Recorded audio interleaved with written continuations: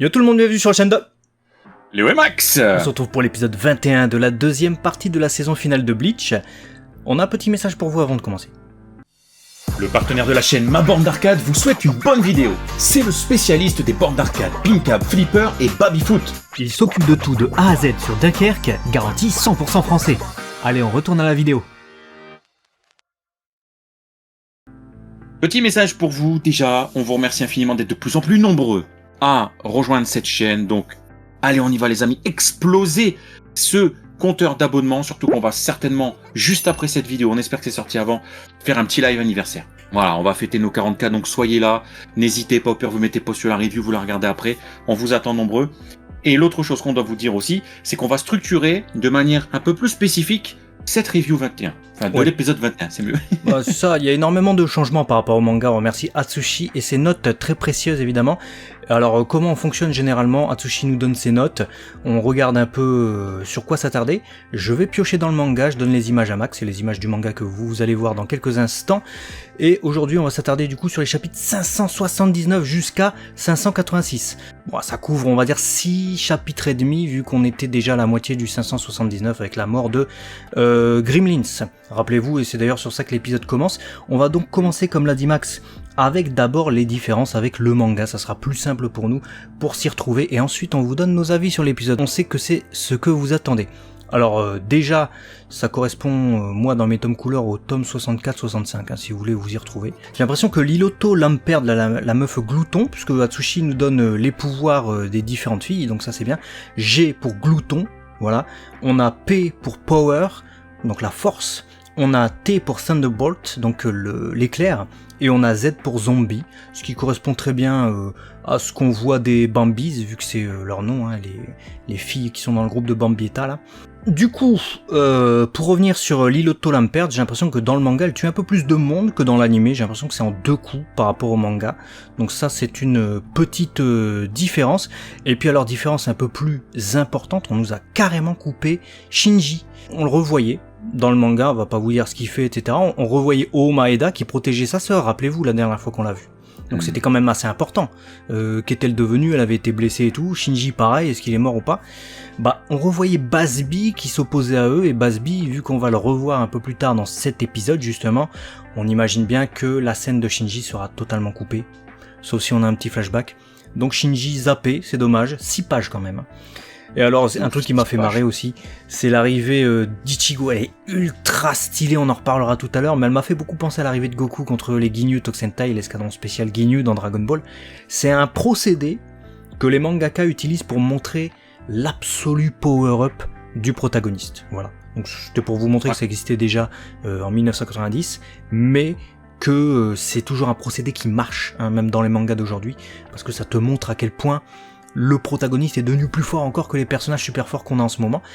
Truc important que nous dit Atsushi, c'est que Candice, donc la meuf avec ses cheveux verts, est la seule à combattre avec son vol standing dans le manga.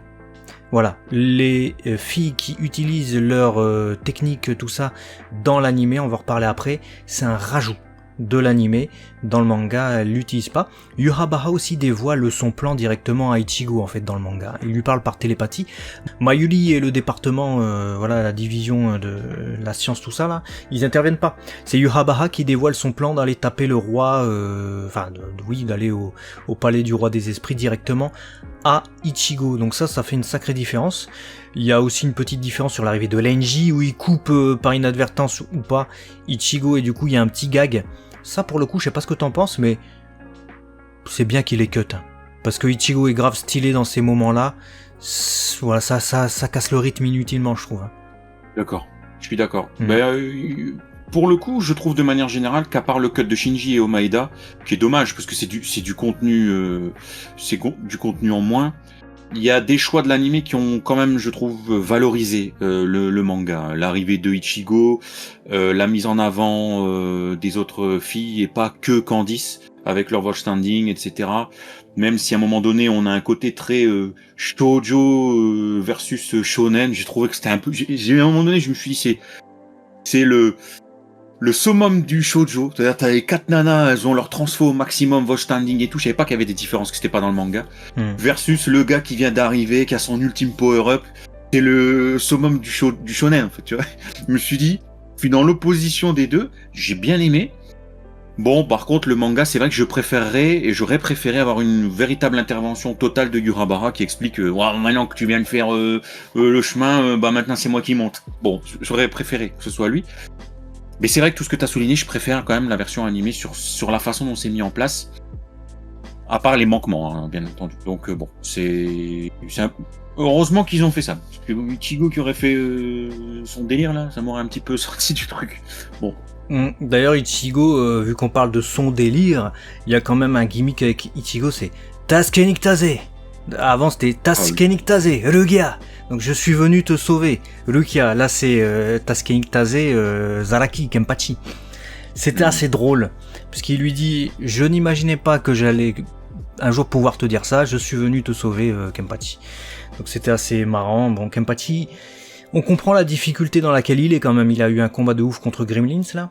Et il se fait allumer par les meufs sorties de nulle part hein, pour lui, qui ont quand même de belles techniques. Hein. On voit que même Ichigo est étonné par moment, même si lui il fait une petite déchirure comme ça, il fait Getsuga Tensho. Allez dégage. C'est vrai qu'avant il faisait Getsuga Tensho, il dégommait le micro. Hein, Masakazu Morita il explosait tout l'aspect sonore du studio d'enregistrement. Il fait Getsuga Tensho. Genre ça y est, mais le gars... Ouais. Mais ça, je trouve que c'est aussi, encore une fois dans les shonen manga, c'est un truc qui montre le power-up du gars. C'est-à-dire qu'avant, ce qui était son attaque ultime ou spéciale ou ce que tu veux, où il hurlait le truc, là il le dit très calmement, Getsuga Tensho. Et il te le lance et hop, t'es atomisé. Ça prouve un peu la superbe qu'il a. Et même son attaque où il lui casse le bras, là. Getsuga Jujisho, il dit esquive, espèce d'abruti. Bon, elle esquive. Mais elle a quand même un bras en moins, Candice. Ouais, elle a quand même eu un bras en moins. Non, sur ça, c'était stylé. Voilà, l'arrivée d'Ichigo, on l'attendait. Là, c'était super stylé. J'ai bien aimé aussi, tu l'as souligné, donc je répète pas, mais le fait que Zaraki soit blessé, je me souviens que lors de la dernière review, on s'était dit, le gars, il a quasiment rien, il est debout et tout, donc on ne nous laissait pas comprendre à la fin du dernier épisode que ses viscères étaient à moitié absents, quoi, qu'il était vraiment au seuil de la mort. On avait l'impression que c'était un monstre de puissance, qu'il avait un corps qui ne subissait quasi aucun damage, et puis voilà.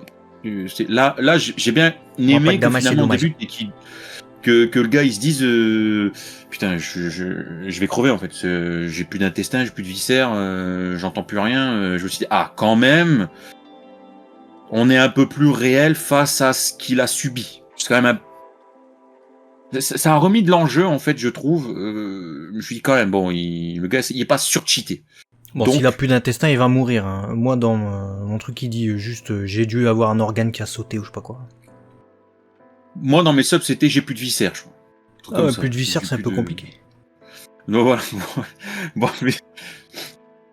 c'est pas la même chose, mais effectivement, voilà. Bon, ça, c'est les petites différences. Qu'est-ce que t'as pensé de l'arrivée de l'équipe à Basile, là, pour oui, c'est vrai qu'on a parlé on a parlé de l'arrivée d'Ichigo, du coup, qui était ultra stylé, évidemment. Hein, les frissons avec le petit remix de Number One, là, et tout.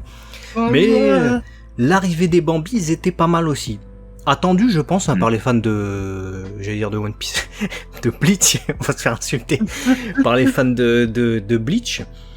Moi j'ai trouvé que c'était un plus en fait, hein. J'ai appris ça évidemment après la fin de l'épisode, mais qu'on ait rajouté ces Volstandig pour tout le monde. Je sais pas si elles apparaissent après avec leur Volstandig dans le manga, mais c'est un plus effectivement. En plus ils ont fait appel à des animateurs très certainement qui ont travaillé sur Precure, un animé Magical Girl éminemment connu avec des animations de ouf chez Toei Animation, très moderne. Donc c'est comment dire ça, la quintessence un peu de leur pouvoir qui est montrée. Et j'ai trouvé que visuellement, en plus, ça s'accordait bien, c'était beau, et ça leur donnait une personnalité à chacune. Disons que si Candice est la seule dans le manga à sortir son Volstandig, je trouve que les autres, en tout cas, sont homogènes avec elle. Même si elles ont chacune leur propre capacité, avec leur propre danger, on voit quand même que c'est pas mal puissant. J'ai trouvé qu'elles formaient un bon tout. Je suis d'accord. Je suis d'accord parce que d'ailleurs quand on regarde le manga et quand on regarde l'animé, au moins ça nous a permis d'avoir des trucs, des beaux trucs. Tu vois le côté l'autre là avec ça crée le glouton, mais c'est une grosse bouche en métal, les zombies bleus transparents, etc. Ça faisait très, très comme tu dis, très précure quoi entre guillemets. Mais moi j'ai bien kiffé parce qu'au moins il y en avait peut-être, on sentait dans l'animation qu'il y en avait une qui était un peu au-dessus, parce qu'elle a certainement voulu faire le manga, mais ça ne venait pas du coup effacer les autres. Ce que dans le manga, finalement, on a plus l'impression que tout se passe sur celle avec les cheveux verts, je retiens jamais leur nom. Sur Candice. Les autres, bon, un peu à la trappe. Donc, moi, j'ai préféré la version animée sur ça. Et alors après, on avance, parce que c'est pas fini. Il y a beaucoup, c'est mouvementé cet épisode. Et après, t'as l'arrivée de Lenji, tu l'as dit tout à l'heure, donc on va pas répéter, mais l'arrivée de tout le monde qui intervient quand Ichigo il veut se diriger vers la fameuse lumière et vers le roi, etc. Là. Qu'est-ce que t'as pensé de l'intervention de tout le monde? Byakuya, Rukia, Mais Lenji, je vais te dire un truc, cet épisode j'ai beaucoup aimé, parce qu'il y avait beaucoup d'inattendus. Dans tous les derniers épisodes en fait, même ceux qu'on a aimés, les 2 derniers, mais tous les épisodes, à chaque fois il y avait un truc, mais convenu de chez convenu. Et là je m'attendais à ce qu'à un moment donné, tu vois, Ichigo il tente de se barrer vers la lumière. Et t'as les filles qui tentent de le retenir. Je me suis dit, bah tiens, Lucia, elle voulait intervenir tout à l'heure pour Zalaki, celle qui va intervenir, c'est un combat de filles. Tu vois, ce serait le truc convenu, tu vois. Ou alors ça va être, je sais pas quelle meuf. Il y a Chilu qui avait disparu en début d'épisode. D'ailleurs, il y a un gros mystère sur ça, ce qui est pas mal de maintenir le mystère et on n'a pas la réponse dans l'épisode. Est-ce qu'elle est morte, est-ce qu'elle est pas morte? On a la tension avec son Leiatsu qui est imperceptible. Je me suis dit, tiens, il y a Chilu va débarquer, combat de filles. Pas du tout. On nous fait débarquer tous les autres, et puis t'as même les mecs qui arrivent, Basby et les vieux là. Pourquoi pas? Ça m'a surpris, tout comme le développement des Volstandic, des Bambis et tout ça. Donc il y a eu pas mal de surprises, même jusqu'à la fin en fait, parce qu'on s'attend évidemment à ce que Chad et Orihime arrivent un jour. Mais je m'attendais pas nécessairement à ce moment-là, tu vois. Comme c'était vraiment le duel en quelque sorte avec Ishida, donc Ichigo qui va le voir, Ishida, qu'est-ce que tu fais putain, tu vois. Je m'attendais pas à une arrivée là maintenant, alors c'est peut-être moi, mais du coup j'ai eu pas mal de surprises dans cet épisode et j'apprécie quand je me fais surprendre avec des trucs inattendus, tu vois, pas avec des trucs bidons. Ouais, là où tu vois, d'un autre côté, le Ishida Euryu versus Ichigo. Ah oui, ça on l'attendait. Ouais, ça on l'attendait. Par contre, on l'a pas encore. Mais c'est annonciateur. C'est annonciateur. Après, bon, il met son plan en place. Yorabara, il va monter au ciel là, avec les 2 compères là. Il fallait une scène comme ça, j'imagine, dans un shonen manga où Ichigo il comprend pas. Il fait Ishida, qu'est-ce que tu fais là, putain, et tout. Et Ishida qui fait ses pseudos adieux, bon... Ishida, il a rien fait, Ishida, tu vois... Il a rien fait, pourquoi il... Il a rien fait, il y a aucune opposition, il a balancé une flèche... C'est faire Ichigo, d'ailleurs. Ça j'ai aimé, comment dire, de toute façon, j'ai beaucoup aimé Ichigo dans cet épisode. Parce que contre les filles, il montre une suprématie absolue. Alors, c'est pas... J'ai trouvé que c'était pas... comment dire ça? C'était pas sexiste. Parce que ce soit fille, pas fille, même les autres ils arrivent et tout, ils s'en foutent, ils regardent comme ça. Vas-y, fais ton attaque, et puis après il sort son truc. Mais il y va à fond, c'est des filles, mais il est pas en mode bon, j'ose pas te toucher, etc. Et elles y vont à fond, elles ont vraiment elles ont un pouvoir de malade en plus quand tu les vois attaquer. Et de la même manière, contre Ishida, il montre aussi l'Ichigo qu'on connaît. C'est son pote Ishida, il comprend pas pourquoi il est là, il voit attaquer, il a tellement confiance en Ishida qu'il esquive pas. Il se prend ses flèches, il esquive même pas. Alors que tu l'as vu quelques instants avant, il peut esquiver ce qu'il veut. Même une balle alors que le pistolet est sur sa tempe. Mais il esquive pas. Et du coup, il est obligé d'être défendu par ses autres amis qui arrivent à la rescousse. Donc il y avait de la beauté dans le truc. Ouais, c'était une belle image avec Chad et du coup Inoue qui arrive. Inoue qui a bien été gâté par Kikekubo. Orihime qui a fait les choux gras de Twitter ce week-end. Après, bon, il y aura des explications a priori sur son changement de look dans le manga à venir. Moi, je m'en fous. Clairement, je m'en fous. Mais toujours est-il que c'est un truc de shonen manga, encore une fois, classique, mais c'est plutôt positif d'avoir les protagonistes qui changent de tenue. Ichigo, Chad, Orihime, et évidemment, Uryu, forcément, dans un nouvel arc. Parce que ça amène, là c'est cet arc-là, ça amène véritablement une identification comment dire ça? Temporel. Ouais, c'est ça, tu vois, t'as un repère, et puis aussi ça marque le personnage dans cet arc. Ouais. Et puis du coup, on apprend un élément important malgré tout, parce qu'on peut pas ne pas souligner ce truc-là, que Yurabara vise de monter voir le Leokyu, je crois. Ouais, Leokyu, donc le palais du roi des esprits. Les esprits haut, le roi, et Q, les palais. Donc il veut monter là-bas pour aller toboir le roi, comme on dit. Ouais, du coup il veut tâter la clé, etc. Là, et à ce moment-là, j'ai pensé à Aizen. Ben on le voit. Parce que Aizen, je veux dire, là, dans tous les éléments qui se succèdent depuis plusieurs épisodes, peut-être même l'arc dernier, on a eu tendance un peu à pas l'oublier, parce qu'on peut pas l'oublier de l'intrigue de Bleach au sens large, mais on n'était pas focus sur lui. Et puis c'est vrai qu'à un moment donné, tu l'oublies. Et je t'ai dit cette semaine, Aizen, il fait quoi? C'est vrai, on n'entend pas parler de lui. Bah bingo. Par contre, il a l'air toujours emprisonné. Ça, j'ai été étonné. Je croyais qu'il s'était barré, le gars. Ouais. Il y avait tout qui avait sauté, rappelez-vous, dans la saison 1, avec l'arrivée de Yurabara, justement, où c'est l'été, il y avait un carnage et tout ça. Là, il est comme ça, prisonnier, camisole de force, camisole même sur le visage et tout, le gars. Je lui ai dit, ouais, qu'est-ce qu'il fait Du coup, théorie, qu'est-ce qu'il va faire, Aizen? Je sais pas. Là, franchement, je sais pas.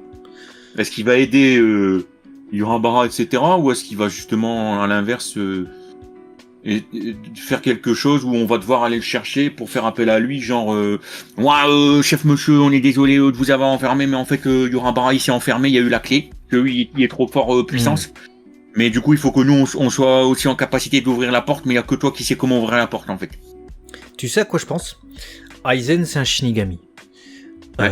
Il avait fusionné avec le Hogyoku, je crois. Hein. Ouais. Donc son statut a certainement changé, mais dans cet épisode-ci, on nous met l'emphase sur les forces militaires spéciales, qui sont en fait un qualificatif Ka-Yurabara pour dénommer les Shinigami dont il se méfie le plus. Il y en a deux, Zaraki Kenpachi, Kurosaki Ichigo pour le moment. Imaginons qu'Aizen en fait partie. Bon, c'est un peu bizarre parce qu'il l'a laissé en vie, mais on pourrait imaginer que c'est pour cette raison qu'il est encore emprisonné, et que en allant le chercher, justement, ça a créé un tumulte, et effectivement ce soit une menace effectivement pour le plan de Yurabara. Puis il a des connaissances aussi, Aizen. Ouais, c'est possible. Bon, en tout cas, il va revenir. Oui. Sur Aizen, il va revenir. Il y a des gens qui adorent le détester.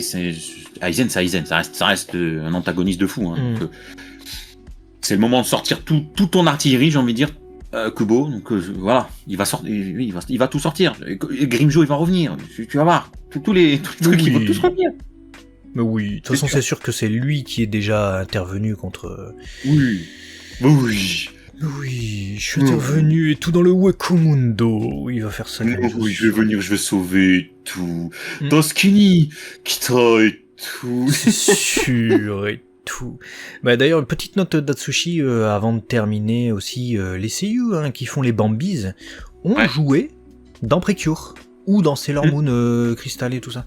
Donc véritablement, on a cette espèce de continuité et ce clin d'œil qui était plutôt joli. Dites-nous ce que vous en pensez d'ailleurs. Si vous êtes lecteur du manga, fan du manga depuis déjà une décennie et que vous avez vu enfin cette adaptation animée, est-ce que ça vous a déçu de voir le point de vue ou le parti pris, ou est-ce qu'au contraire vous êtes dit oh putain ils ont bien fait ça, etc. Moi j'ai bien aimé en tout cas toute l'ambiance. J'ai bien aimé. Ambiance, j'ai bien aimé. C'était du plus pour moi. Ouais. Donc voilà. Bah écoutez, vous avez du coup à la fois les différences avec le manga et à la fois notre avis, analyse, théorie de cet épisode de Bleach qu'on a plutôt bien aimé tous les deux. Donc ça fait plaisir. Une série d'épisodes qu'on kiffe là. Ça fait du bien. Bleach, c'est bien pour l'instant. C'est bonne idée. Donc la suite soit pareil. Et puis, on se dit à tout de suite ou à tout à l'heure sur le live, parce qu'il faut que vous veniez. Et sinon, si vous n'avez pas envie de venir, tant pis, vous avez le droit de ne pas venir.